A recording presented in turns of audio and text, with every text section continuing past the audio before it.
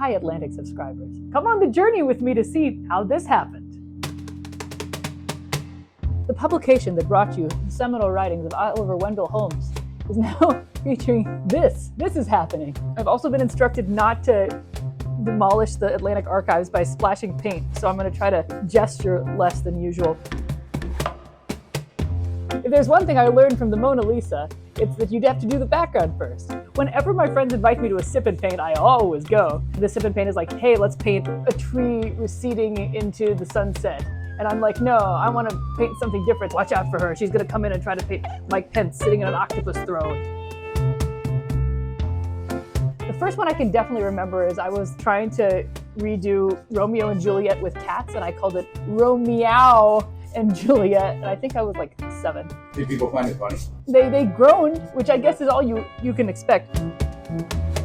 I remember my folks made puns. My dad would always say, you're a poet, but you don't know it, but your feet show it. They're Longfellows. And whatever that meant, it was said often in our household. I've got a 3-year-old and I've got a 11-month-old. She's made her first pun, actually. I'm so excited about it. She stuck her hand in a bag and she goes, Mama, it's a handbag. I don't know if she knew it was a pun, but I'm counting it. I think I've forgotten what everything looks like. That's always an important stage in painting.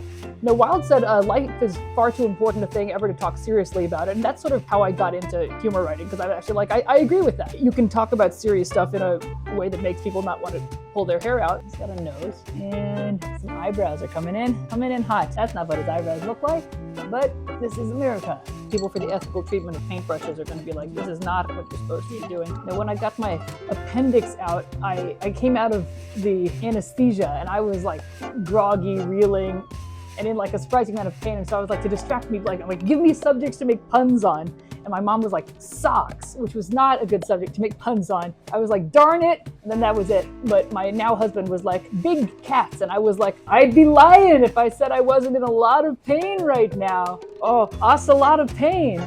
Yeah, the scream is just a picture of like people after they've seen this painting. Wine will help. There's supposed to be like depth and dimensionality, but unfortunately there's just a lot of paint.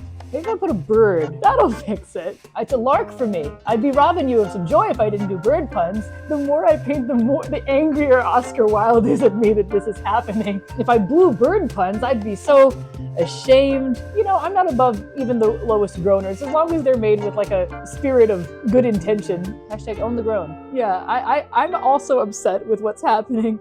I'm sorry, pal.